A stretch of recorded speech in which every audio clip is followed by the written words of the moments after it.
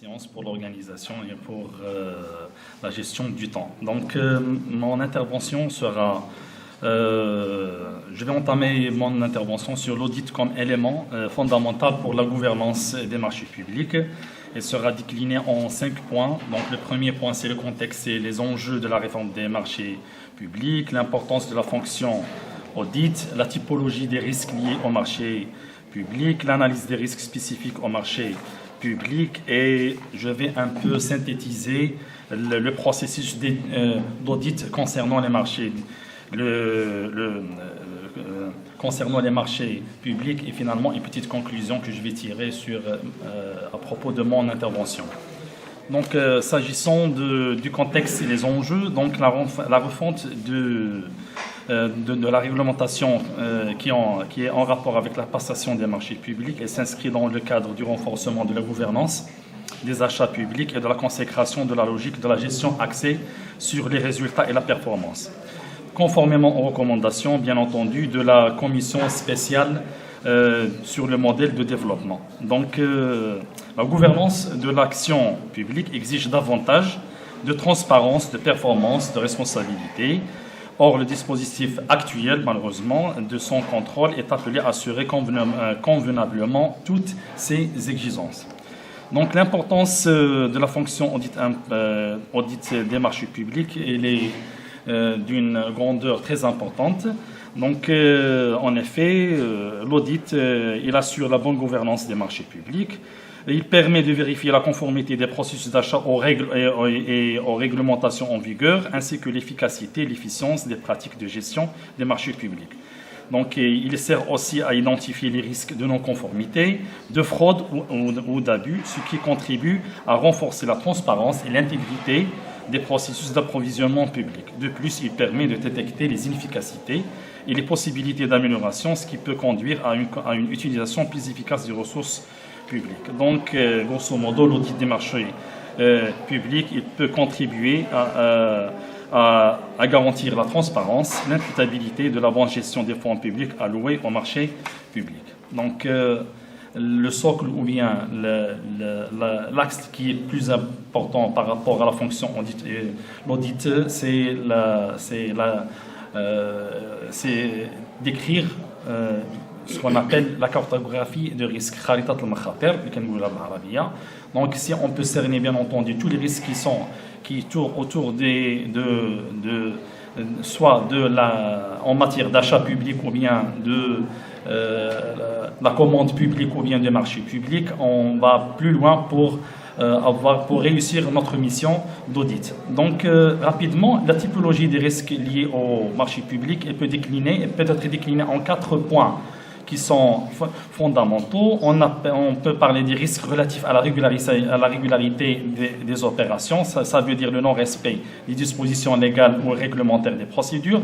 Les risques relatifs à la sécurité des opérations, c'est une atteinte à l'intégrité et à la sécurité du patrimoine et des ressources de l'établissement. Les risques relatifs à l'efficacité des opérations, c'est la non-atteinte des résultats par rapport aux objectifs fixés au départ.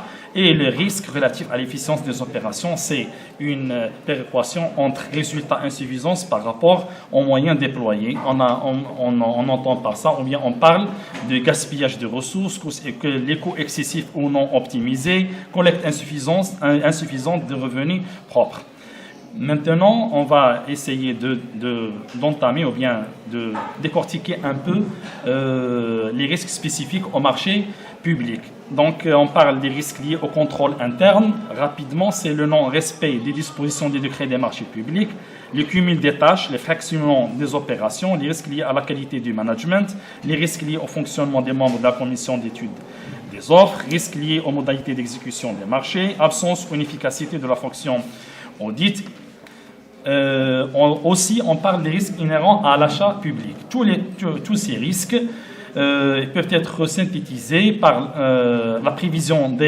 les risques liés à la prévision des achats publics, la détection des besoins, les risques liés à la décision d'approvisionnement, la procédure de passation du marché, les critères d'attribution, l'importance des marchés, l'objet du marché et les marchés de travaux. Et on n'oublie pas les risques liés à l'auditeur. Ça veut dire c'est que les risques que les procédures mises en œuvre par l'auditeur ne permettent pas de détecter les erreurs et les anomalies significatives. Rapidement, le processus d'audit des marchés publics il peut être décliné synthétiquement sur 4 phases. C'est la phase de lancement de la mission, la phase de travaux préliminaires, la phase des travaux de vérification et la phase de conclusion. Je vais me focuser sur la deuxième phase de travaux préliminaires parce que c'est une phase très importante et pertinente par rapport à la mission d'audit. Si elle est réussie et on peut évaluer tous les risques, la phase de vérification serait très facile et bien entendu le rapport provisoire ou bien le rapport final, il sera bien ficelé et on peut bien entendu adresser des recommandations, des observations pertinentes par rapport à l'entité auditée. J'espère que je suis toujours rapidement, d'accord.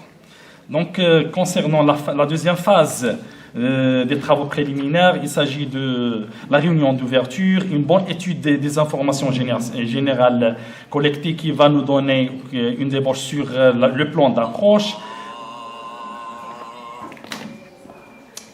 Bien entendu, un découpage modulaire.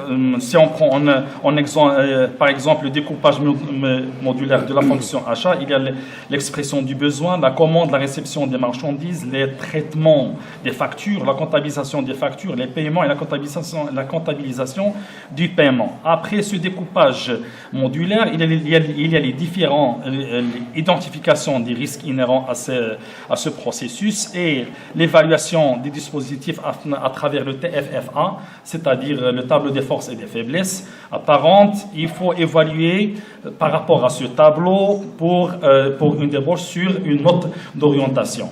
En guise de conclusion, l'exigence de la transparence dans l'attribution et l'exécution des marchés publics constitue une revendication qui s'exprime à tous les niveaux, au niveau du contribuable, du consommateur des services publics, les entreprises évincées d'un appel à la concurrence. Le contribuable, pourquoi? Parce qu'il se pose toujours des questions sur le sort des impôts et taxes qu'il a payés au Trésor. Le consommateur des services publics, il ne manque pas de critiquer les responsables concernés chaque fois qu'il observe des ouvrages défectueux qui ne sont pas achevés. Et les entreprises évincées d'un appel à la concurrence, ils se plaignent le plus souvent du manque d'objectivité dans la procédure de passation des marchés publics. Donc la mauvaise gestion et la corruption font que lors de la réalisation des marchés, notamment de travaux, des sommes énormes sont souvent gaspillées avec les effets négatifs que cela comporte pour le budget de l'État. Je vous remercie pour votre attention. Merci M. Saroujari qui a pris par l'étude l'importance de l'élément de l'audit et le contrôle dans les marchés publics en analysant les risques, puis les typologies des risques et les étapes du processus de l'audit pré- et post-octroi du marché public. Donc, الآن ننهي هذه الجلسة. شكرا لكم على حسن تتبعكم. شكرا للأساتذة الكرام على احترامهم بالتوقيف على المداخلات القيمة. وأنادي على بالنسبة للجلسة